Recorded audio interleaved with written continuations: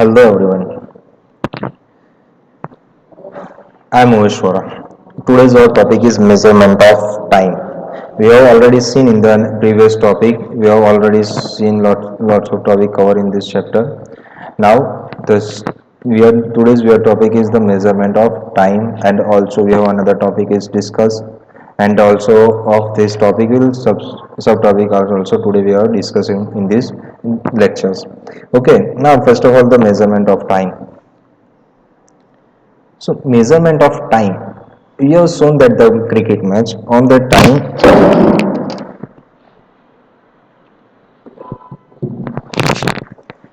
We have shown that the cricket match on that time. You have shown that the player or captain will be taking a recap.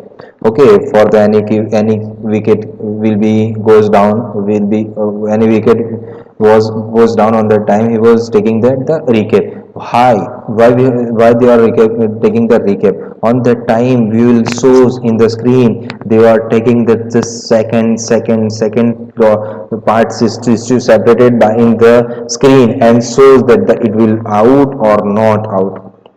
Okay, so how it is possible on that time? You also that we have shown the photographs. Okay, we have shown that the screen will be shows that our the recording. So it will gives us, it will gives us to taking the recording. By recording we will get that the smallest portion of the second. Okay, we are taking that the smallest portion of that second, and we can conclude, we can define that it will out or not out. So he was out or not out. So this is the measurement of time. But in this, in today's in this our topic, we have discussing about the measurement of time. To measure any time interval we need a clock. Okay, we have need to, if you need to reach at the school on that time, you need to know how when you will goes at that the school, when you will goes at that the school. So we school will provide two time. If before come at 7:30 or 8:30, 12:30. Okay, so it is the particular time, but how you show that the time? So you need require a clock. Okay, you need require clock. Otherwise today's recently we have a mobile phone, so we can using the mobile phone also we can measurement that the time, we can show that the eye time. So now, but we can before that time we are so we are considering by using that the earth, sun. Okay, earth, sun direction. Okay, sorry, sun direction. Whenever the sun is rising, how much it will how much how much it was rise on that time. It is on the head, it is on the besides of head, it is on the before head. So it will goes, it will gives us the time. But recently we are using that mobile phone, watch, standard watch. Now now we have a smart watch, also we have a smart watch. But we need require a clock, we need require a watch. So we now use atomic standard of time. Atomic standard of here, so we now use and the atomic standard of time, which is based on the periodic vibration produced in the cesium atom. Now cesium is the one type of, so cesium is a one atom. This is basis of the cesium clock. This is the basis of the cesium clock. Okay, we are using the vibration of bodies in the cesium atom. It will gives at the atomic standard of time. So this clock is known as the cesium clock. Sometimes it is called the atomic clock. Okay, used in the national standard, in the national standards. So the standard are available in many laboratories. Okay, there are the lots of laboratories for the standard times. So standard are the such standard are available in the many laboratories. In the cesium atomic clock, the second is taken as the time need for 91926317770 vibration of the radiation corresponding the transition between the two hyperfine level. A hyperfine level, fine structure, and the hyperfine structure I will explain in the 12th standard. Okay, but here we are just consider as the fine.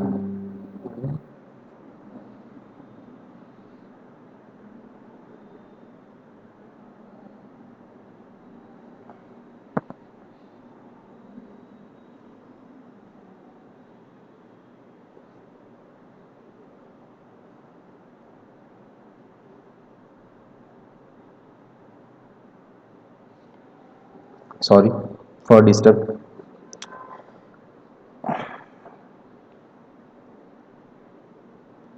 So I will explain in the 12th standard fine structure and the hyperfine structure level of the ground.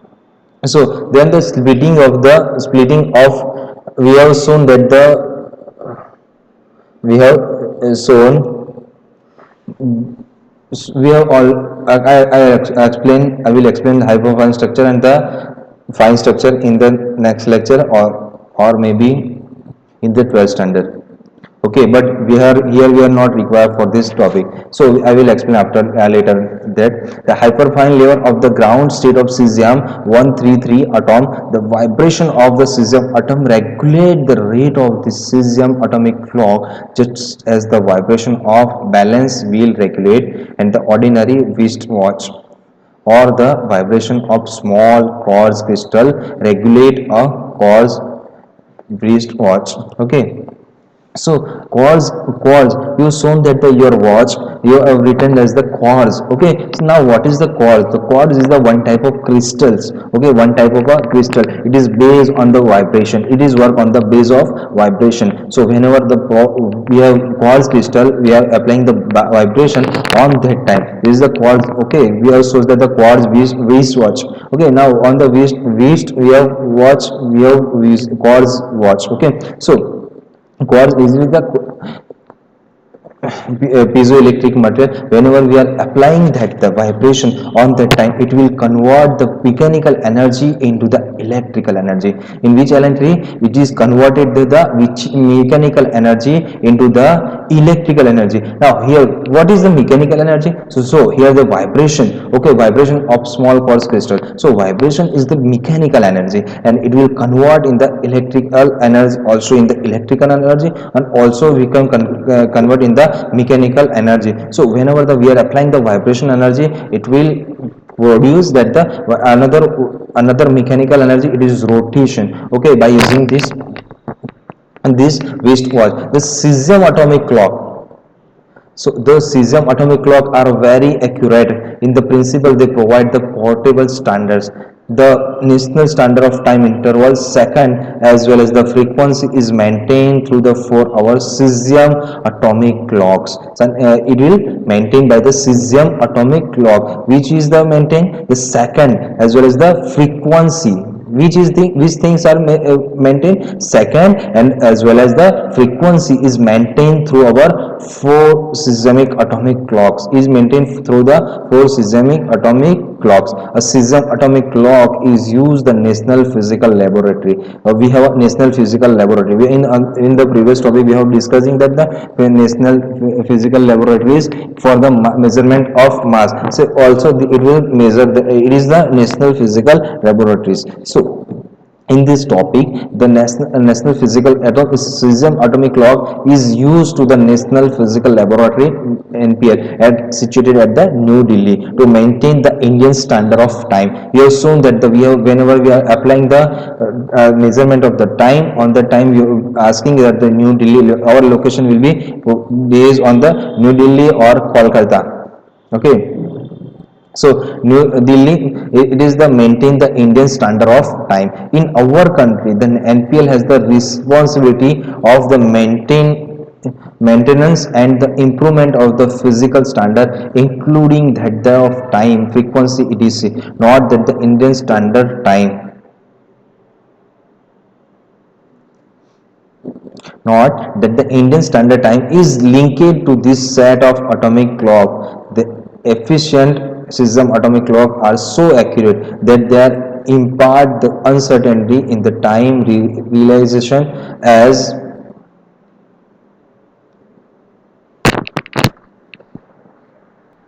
so here time realization is approximately plus or minus 1 into 10 raised to minus 15. How much is that?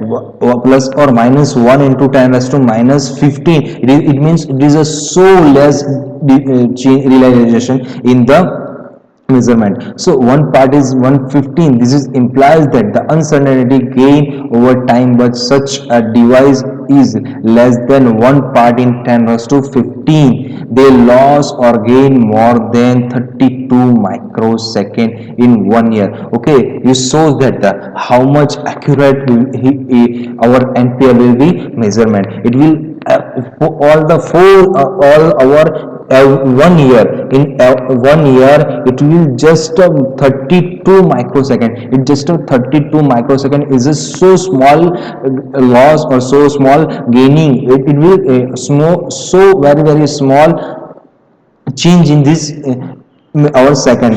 And if we have our in our home, if suppose our the home watch is wall wall clock, on the wall clock, suppose this our cell is will be charged less charge on that time, our wall clock will be goes to the 5 to 10 hours before after time. Okay, so here how much we will how much it will it measurement, the accurate measurement 32 microsecond in a 1 year. So what happen, loss, it will loss or it will gain 32 microsecond. It's a small, very small small less or gain. In a view of the accuracy in time measurement, the SI unit of length has been expressed in the term of path length. Light travel in the certain interval of a time is equals to 1 by 299792458 of second. The time interval of event that we come across in the universe vary over a very wide range. So here we have a table number 2.5. They gives the range and order of the some typical time interval. You may notice that there is an interesting coincidence between the numbers appearing in the table. Note that the ratio of the longest and the shortest than the object in our universe is about 10 to 41. Interestingly enough, the ratio the longest and the strongly enough the ratio longest and shortest time interval associated with the event and object in our universe is also about 10 raised to 41. This number is 10 raised to 41 comes up again in the table number 2.4, which is list the typical mass of object. The ratio of the longest and the smallest mass of the object is our universe is about 10 raised to 41 raised to 2. Is this a curious coincidence between this large number purely accidental?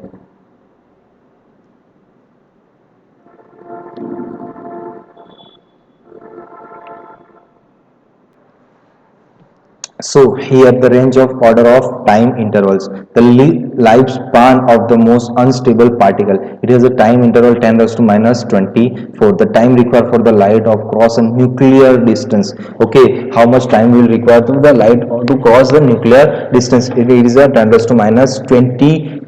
The period of X-ray, so X-ray need to X-ray time interval 10 raised to minus 19. The periodic atomic vibration is 10 raised to minus 15. Okay, we have shown that in the previous slide we have shown that the 10 raised to plus or minus 1 into 10 raised to minus 15 second will be changed. So it is here, so that atomic vibration it will gives us the 10 raised to minus 15. The period of light waves, it is also one type of frequency, so it is known as that it has also time interval 10 raised to minus 15. So the lifetime of the excited state of an atom is 10 raised to minus 8. The period of radio waves is 10 raised to minus 6. So changing by with the respect to time interval due to the up to age of the universe, it will be 10 raised to 17. Okay, this is the range of order of time intervals. Okay, now after that the range of order of time interval, now we have another topic our first topic, today's first topic is the measurement of time. Now our second topic is 2.6, accuracy precision of instrument and the error in measurement. Okay, now what is the, first of all, what is error? Accuracy precision of instrument and the error in measurement. First of all, what is error? The those we have miscalculation. This all one type of error. If we are if we if we are miscalculate anything, it is called a one type of error. Error will be multiply, it will be divide, it will be adding, it will be subtract, and then after we will get the false reading. So it is the error. Okay, it is one type of error, will be gives the different result which we have expected, this result will be not getting by using that due to the error. So we need to require errorless calculation. So okay, but 100% errorless is not possible. So we have something another what is there. So here, so first of all, the measurement is the foundation of all experimental science and technology. The result of every measurement by any measuring instrument contains some uncertainty. Okay, then the one here one word here, so one word is the uncertainty. Now uncertainty, it is the accuracy, sorry, it is not an accuracy but uncertainty. मतलब it means के जो हमने उसके अंदर proper काम नहीं किया, uncertainty, it is the not, we are not doing the proper work, this is called the uncertainty. If someone told you, you are 100, you are take your, give me your 100%, but you are not giving your 100%, that it is a one type of uncertainty. This is called, this uncertainty is called the error. Okay, due to proper definition is that uncertainty, some measurement by any measuring instrument contains some uncertainty. This uncertainty is called the error. Every calculate quality which is based on measure value also has an error. Okay, every calculated quantity which is based on the measured value, every quantity are also depends on the measured value, so also has an error. We solve distinguish between two terms, accuracy. So we have different in the in that things. First of all, the we have solved distinguish between two terms. First of all, the accuracy, and the second one is the precision. The accuracy of measurement is measure of how close the measure value is to the true value of the quantity. This is okay. So we have suppose we have a 5 kg weight of this of it is our standard value, and if suppose we have measurement of the, suppose potato, you are measuring the potato by the weightage, so on that time you measure that the 4.99, so it is the approximately value is say near to the same of the standard value, so this is true value, so this is known as the accuracy. And precision tell us to what the resolution or time limit the quantity is measured. Now precision, it means ke how much people are, suppose the one 5 kg potatoes will, so all the peoples are measured and all people are getting the 4.9 values. Okay, but 4.9 values, every each and every peoples come and measure the 4.9 kg values.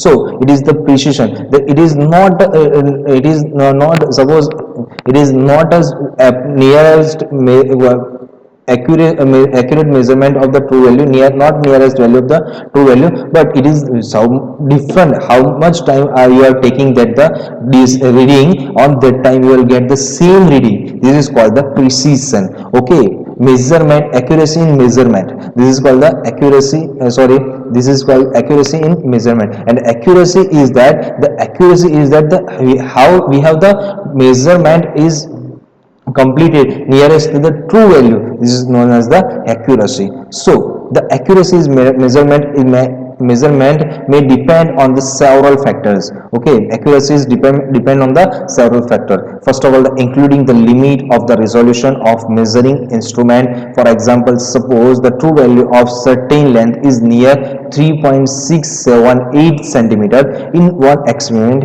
using the measuring instrument of resolution is 0.1 centimeter. The measure value is found to be 3.5 centimeter, while another experiment using a measuring device of greater than resolution say 0.01 centimeter. Here we have resolution 0.1 centimeter, here we have resolution 0.01 centimeter. The length is determined to be 3.38 centimeter. The first measurement has more accuracy because it is,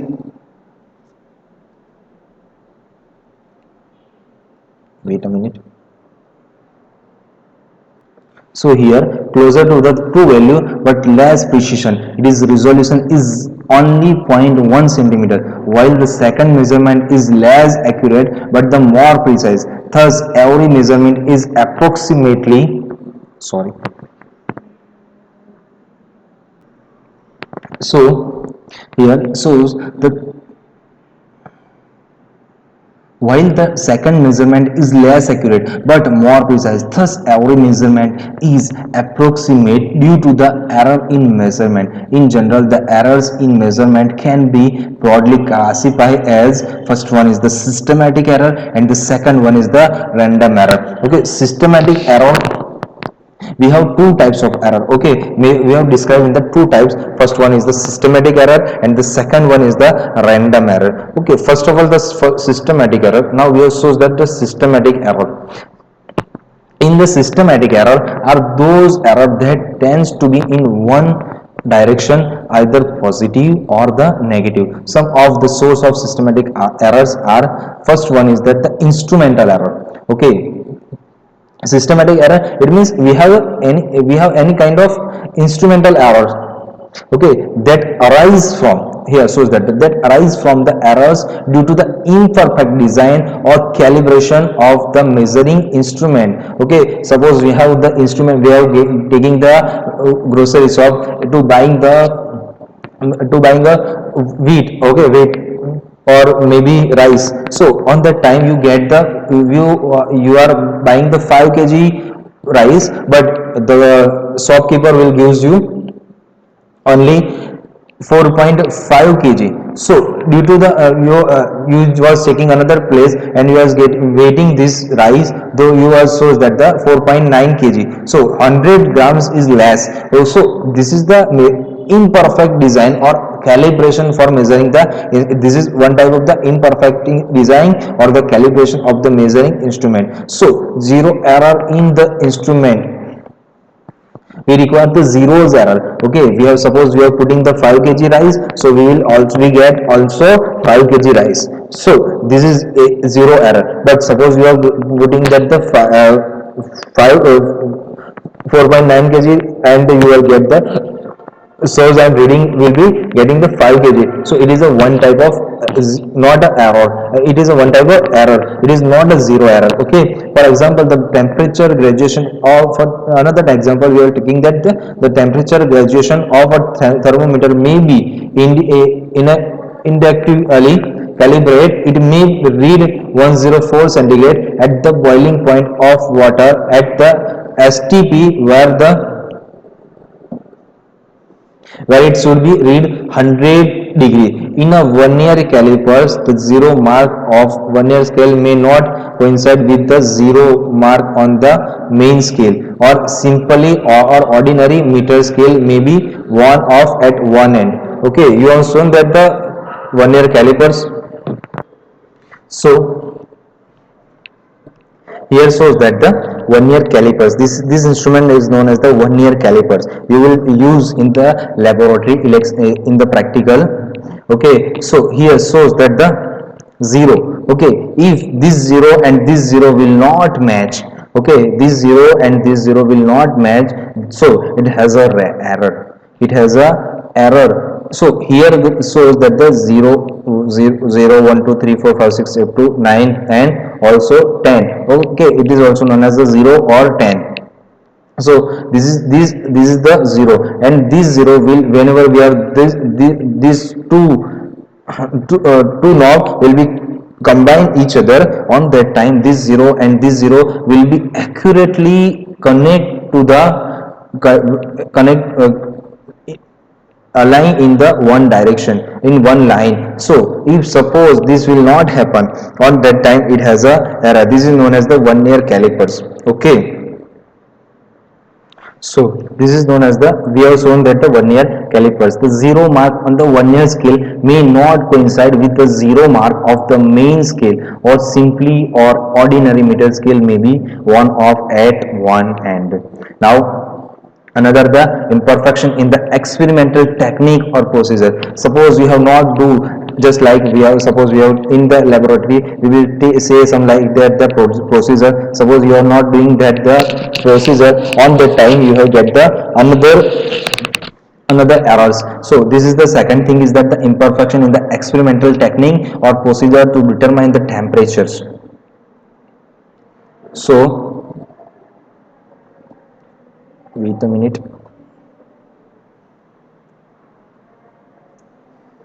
Of a human body, a thermometer placed under the armpit will give a temperature lower than the actual value of the body temperature. Other external conditions such change in the temperature, humidity, wind, velocity is during the experiment may systematically affect the measurement. Then second thing is that the personal error. Okay, the personal error that arise due to the an individual bias, lack of proper setting of the apertures. Okay, suppose you are not the setting is proper, and on that time you will getting the facing that the errors, or individual clearance carelessness in the taking of observation. Suppose you have shown that the vernier calipers has a 0 point something, suppose 7 number of digit will be accurately set on that the upper main scale reading.